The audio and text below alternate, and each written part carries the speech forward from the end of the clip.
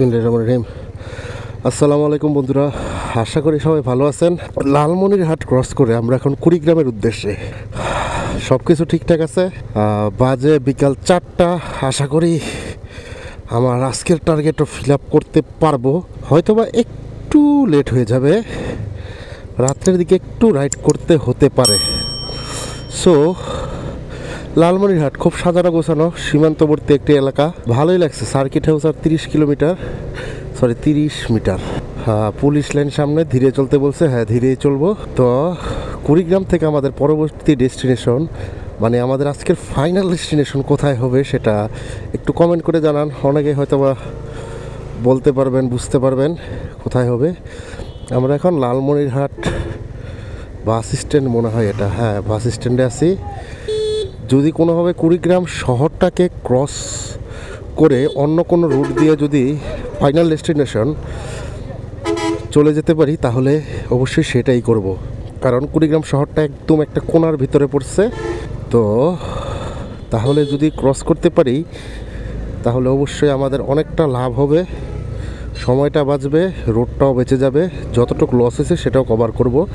এক ভাইয়ের সাথে কথা বললাম, উনি এরকমই বললো যে কুড়িগ্রাম জেলা শহরে যদি ঢুকে যাই তাহলে আমাদের পরবর্তী ডেস্টিনেশন যেটা, সেটার কথা বললাম, সেটাতে একটু ঘোরা হতে পারে। কুড়িগ্রামটা হাতের বাম দিকে একদম কোনি বরাবর পড়ছে। লালমনিরহাট পাটগ্রাম মহাসড়কে আছি আমরা এখন। এটা মহাসড়কই দেখাচ্ছে, যদিও রাস্তাটা খুব চিপা, সেমি মহাসড়ক আমি বলি। বাট একটা সময় ঢাকা টাঙ্গাইল মহাসড়কও কিন্তু এরকম ছিল। কালের বিবর্তনে বা সময়ের পালাবদনে কিন্তু হিউজ পরিমাণ চেঞ্জ হয়েছে প্রত্যেকটা রাস্তার। এখানে এরকম 2 লেন হওয়ার কারণ হচ্ছে এখান দিয়ে মাত্র 2টা জেলার বাসই চলাচল করে, কুড়িগ্রাম, লালমনিরহাট। আর অন্যান্য যেই ঢাকার বাসগুলো যায় সেগুলো অপেক্ষাকৃত কমই চলাচল করে। সো সামনে আমাদের 3টা বাস আছে, 3টা ট্রাক আছে। 3টা ট্রাককে যে কোনোভাবেই হোক ক্রস করা দরকার। 3টা পাথর বোঝাই ট্রাক, এদের ক্রস করাটা খুব টাফ হয়ে যাচ্ছে, কারণ এখানে প্রচুর পরিমাণ অটো চলে। এই অটোর কারণে রাস্তাটা চিপা সংকীর্ণ হয়ে যায়। যদি ক্রস করতে যায় একটা টানের প্রয়োজন পড়ে, একটু খোলামেলা জায়গা দরকার পড়ে। এই যে পারা যাচ্ছে না, সামনের ভাইয়েরাও পারতেছে না। সো এই ট্রাকের পিছনে থাকতে থাকতে আপনাদের কুড়িগ্রামের নামকরণের সংক্ষিপ্ত ইতিহাস এবং তাদের ঘোরার জন্য যে দর্শনীয় স্থানগুলো আছে সেগুলোর হালকা পাতলা বিবরণ আপনাদের জানিয়ে দেই। আর আপনারা অবশ্যই আশেপাশের দৃশ্যগুলো দেখতে থাকেন, যথাসম্ভব সেগুলো দেখাবো। এই যে সুযোগটা পেয়েছে, এখনই ক্রস করে দিতে হবে। চলুন আমরা প্রথমেই কুড়িগ্রাম জেলা সম্পর্কে সংক্ষিপ্ত কিছু তথ্য জেনে নিই। কুড়িগ্রাম জেলা বাংলাদেশের উত্তর পশ্চিমাঞ্চলের রংপুর বিভাগের একটি প্রশাসনিক অঞ্চল। উপজেলার অনুসারে কুড়িগ্রাম বাংলাদেশের এ শ্রেণীভুক্ত জেলা। কুড়িগ্রাম জেলার উত্তরে ভারতের পশ্চিমবঙ্গ, দক্ষিণে গাইবান্ধা জেলা ও জামালপুর জেলা, পূর্বে ভারতের আসাম, পশ্চিমে লালমনিরহাট জেলা ও রংপুর জেলা অবস্থিত। চলুন এবার জেনে নেই কুড়িগ্রাম জেলার নামকরণের সংক্ষিপ্ত ইতিহাস সম্পর্কে। কুড়িগ্রাম জেলার নামকরণের ইতিহাস নিয়ে অনেক কিংবদন্তি তথ্য রয়েছে। এ বিষয়ে প্রশ্নাতীত বা সন্দেহমুক্ত কোনো তথ্য আজ অবধি পাওয়া যায়নি। সবই কিংবদন্তি ও প্রচলিত লোকশ্রুতি। তার কিছু কিছু বিষয় সমর্থনযোগ্য বলে মনে হতেও পারে। জানা যায় কোনো এক সময় মহারাজা বিশ্বসিংহ 20টি জেলে পরিবারকে উচ্চ শ্রেণীর হিন্দুরূপে স্বীকৃতি দিয়ে এ অঞ্চলে প্রেরণ করেছিলেন। এই 20টি পরিবারের আগমনের কাহিনী থেকেই কুড়িগ্রাম জেলার নামকরণ করা হয়েছে বলে ধারণা করা হয়। বিলু কবিরের লেখা বাংলাদেশের জেলা নামকরণের ইতিহাস বই থেকে জানা যায় এখানে 20টি ম্যাচ তৈলজীবী পরিবারের বসতি ছিল বলে এরকম নামকরণ করা হয়েছে। অন্য আরেকটি লোকশ্রুতি হলো রঙ্গপুর, অর্থাৎ এই অঞ্চল একদা ছিল কুচবিহার রাজ্যের অন্তর্গত। কুচবিহারের বাসিন্দাদের বলা হতো কোচ। এরা তিওর গোষ্ঠীবিশেষ।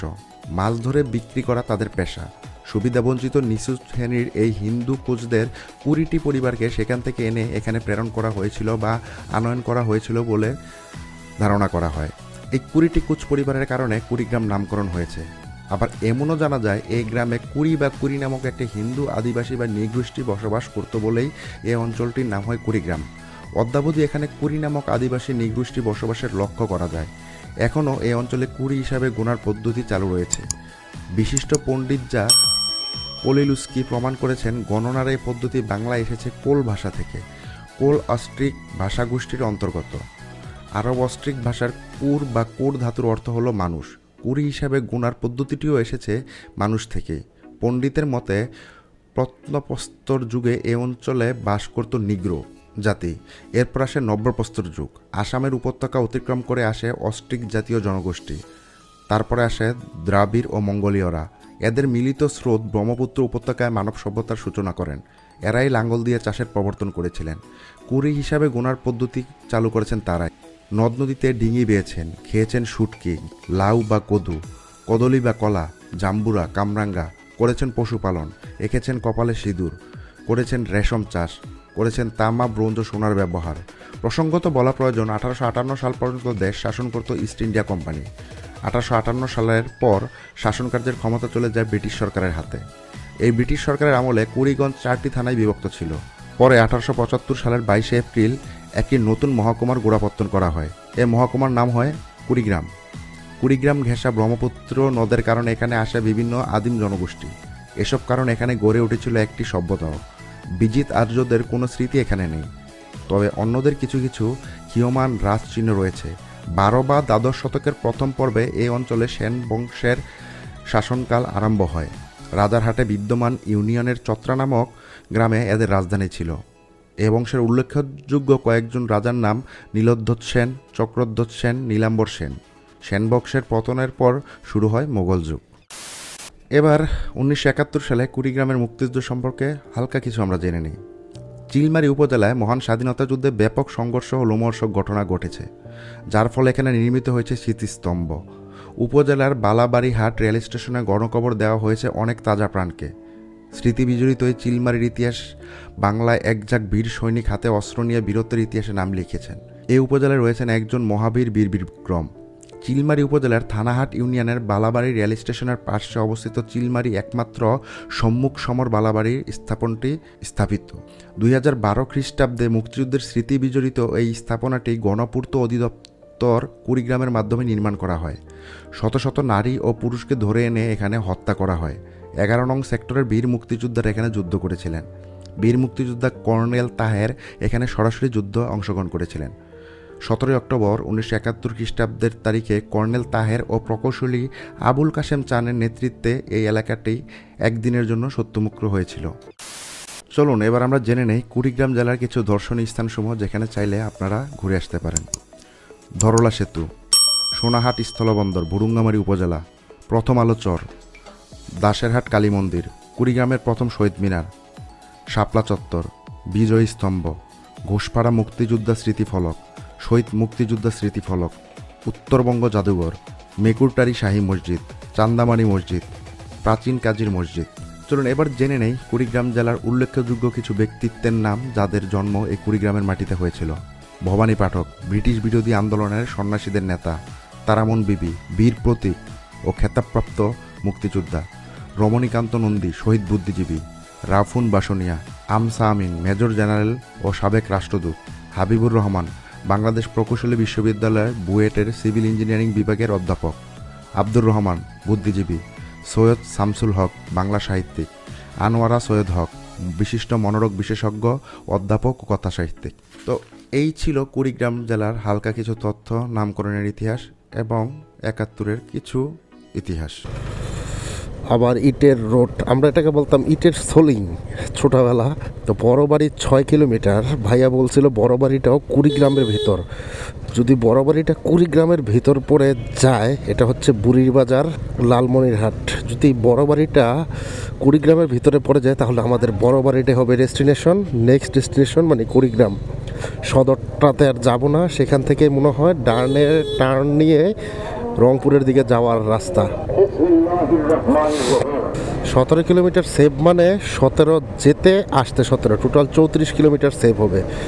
তাহলে যে 20 কিলোমিটার এক্সট্রা টেনেছিলাম ভুল রাস্তা দিয়ে, সেটা কভার হয়ে যাবে। আর 6 কিলোমিটার পর বড় বাড়ির সামনে কি আছে আমাদের জন্য, কি অপেক্ষা করতেছে সামনে। একটানা প্রায় 110 কিলোমিটার মতন টেনেছি। জাস্ট মাঝখানে মনে হয় 2 মিনিটের জন্য সিগনেচার পিকচার তোলার জন্য থেমেছিলাম।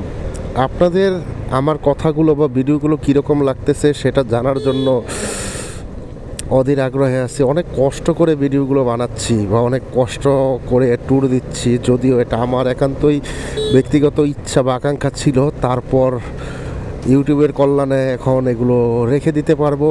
যদি আপনাদের সাপোর্ট পাই তাহলে ভবিষ্যতে আরও বড় বড় ট্যুরের ব্যবস্থা করব বিভিন্ন জায়গায়, একটা স্পেসিফিক লোকেশনকে টার্গেট করে, যেটা এবার সম্ভব হয়নি। এগুলো ছিল এবার একটা টোটালি রোড ট্যুর। আশেপাশে এগুলো মোস্ট প্রবলি তামাক গাছ না কি গাছ, মনে হচ্ছে তো তামাক। যদি তামাক গাছ হয় আপনারা জানাবেন যে এগুলো কি তামাক নাকি। যদি তামাক হয় তাহলে এখানে প্রচুর পরিমাণ তামাক চাষ হয়। কুষ্টিয়া ঝিনাইদহের পর এখানেই দেখলাম মোটামুটি ভালো পরিমাণ তামাক চাষ হচ্ছে, এবং এগুলো অবশ্যই লাইসেন্স করা। তামাকের ব্যাপারটা যেহেতু এসে গেল, তারপর বলতে হয় তামাক পাতা নেওয়াটা কিন্তু খুব টাফ। মানে ভালো তামাক বাছাই করা খুব টাফ। মানে যারা নেয় বা যে তামাক চাষি যারা আছে তারা বুঝতে পারে এর কষ্টটা কতটুক। আমি কাছ থেকে দেখেছিলাম ঝিনাইদহতে, হ্যাঁ এগুলো তামাক পাতাই যথাসম্ভব মনে হচ্ছে, পাতা দেখে বোঝা যাচ্ছে। প্রচুর পরিমাণে লোকাল যানবাহন এজ লাইক অটো, তারপরে অটো রিক্সা যেগুলো দুইজন বসেন, আর এই অটোগুলো প্রচুর পরিমাণ, যেহেতু ছোট শহর গণপরিবহন এটাই একমাত্র উপায়। হিউজ পরিমাণ বাইক আছে, কমিউটার সেগমেন্টের বাইক প্রচুর, একদম খোলামেলা। আসলে বাংলাদেশ অনেক বড়, যতটা ছোট শোনা যায় ততটা ছোট না, আর রূপ বৈচিত্র্য অনন্য। আমরা এখনও লালমনিরহাটের ভেতরেই আছি। বড় বাড়ি 2 কিলোমিটার, সড়ক ও জনপথ সহজ। আমাদের এলাকায় একটা বড় বাড়ি আছে, যদিও সেখানে বড় বড় ঘর খুব কম, খুব ছোট ছিমছাম একটি গ্রাম।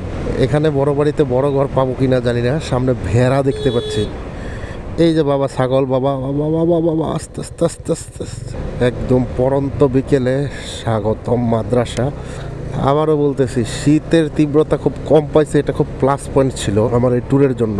বাট এখন চিনচিন করে বাতাস বইছে এবং পুরা শুয়ের আঘাতের মতন বিচ্ছে। দেখাচ্ছে বড় বাড়ি লালমনিরহাটের ভেতর। সো কুড়িগ্রামের ভেতরে এখনও আমরা পা রাখিনি, যদিও মাত্র 18 কিলোমিটার দেখাচ্ছে। আর এটা আশা করি 20-25 মিনিটের ভিতরে ক্রস করতে পারবো 18 কিলোমিটার রাস্তা। যদিও বা চিকুন বলে অনেক কষ্ট হচ্ছে।